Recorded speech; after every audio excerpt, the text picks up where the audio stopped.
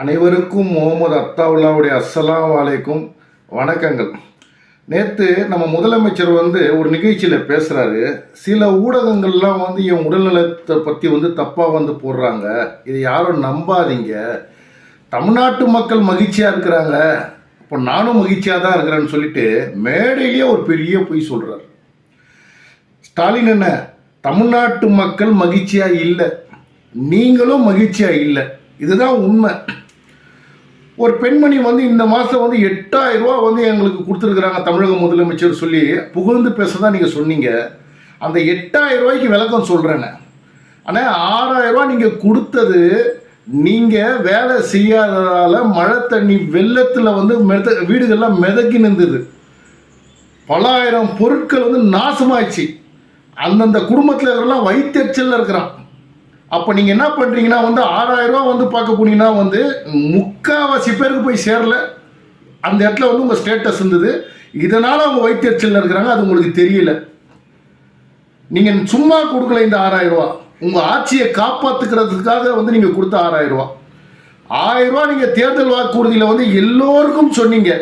ஆனால் வந்தோடனே என்ன பண்ணிட்டீங்க, தகுதியானவங்களுக்கு மட்டும்தான், இதுக்குல்ல அதுக்குல்லன்னு சொல்லி 2.5 வருஷம் கழிச்சு தான் நீங்கள் அந்த 1,000 ரூபா கொடுத்தீங்க. மறந்துடாதீங்கன்னு.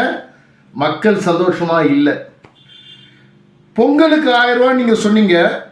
பொங்கலுக்கு 1,000 ரூபா நீங்கள் எல்லோருக்கும் கொடுத்ததா சொல்கிறது தவறு. அரிசிதாரர்களுக்கு மட்டும் 1,000 ரூபா கொடுத்தேன் அப்படின்னு சொல்லுங்க. போன வருஷம் 2,000 ரூபா கொடுத்தீங்க. இது வெல்லம் கொடுத்தீங்க, அதாவது உருகின வெள்ளத்தை, கரும்பை கொடுத்தீங்க, அதுக்கு உண்டான அனைத்து பருப்பு பாதாம் அதெல்லாம் கொடுத்தீங்க. ஆனால் இந்த தடவை எல்லாத்தையும் அதை புறக்கணிச்சிட்டு வெறும் 1 கிலோ அரிசியோ 1 கிலோ சர்க்கரை ஒரு கரும்பு கொடுத்தீங்கண்ணே. அப்புறம் எப்படி மக்கள் மகிழ்ச்சியாக இருப்பாங்க? தயவு செய்தானே, உங்களுக்கு உடல்நிலை சரியாகணும்னு தான் நாங்கள்லாம் வேண்டிக்கிறோம். நீங்கள் வெளிநாட்டில் போயிட்டு உங்களுடைய உடல்நலத்தை பார்த்துட்டு மறுபடியும் தமிழகத்தில் நீங்கள் வாய்ப்புன்னு தான் நீங்கள் ஆட்சி பண்ணுங்கண்ணே. அதே நேரத்தில்ண்ணே, ஒரு 2 நாளைக்கு முன்னாடி இன்னொரு நாடகத்தை அரங்கேற்றினீங்கண்ணே. பொங்கல் பண்டிகை எல்லாருக்கும்னா கூட தமிழர்கள் பண்டிகை. அப்போ அந்த மேடையில் கூப்பிட்டு நீங்கள் யாருக்குன்னு முதல்ல கொடுத்துருக்கணும்.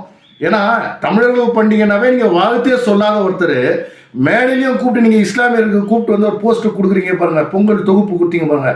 அந்த நாடகம் இனி எந்த ஒரு இஸ்லாமியரும் நம்ப மாட்டாங்க. இஸ்லாமியர்கள்லாம் தெளிவாயிட்டாங்க, யாருக்கு ஓட்டு போடணும்னு சொல்லி அவங்களுக்கு எல்லாம் தெளிவாயிட்டாங்க. இனியும் நீங்கள் இஸ்லாமியர்களை ஏமாற்ற முடியாது. உங்கள் மாயத்திரையில் அவங்க சிக்க மாட்டாங்க. அவங்கள வச்சு நீங்கள் இத்தனை நாளாக ஓட்டு அரசியல் பண்ணது போதும். இனி உங்கள் ஆட்சிக்கு முடிவு கட்டியாச்சு. 60 நாளில் இதுக்கு உண்டான பதில் உங்களுக்கு மக்கள் தருவார்கள். உங்கள் உடல்நலத்தை பார்த்துக்கங்கண்ணே. ஜெய்ஹிந்த்.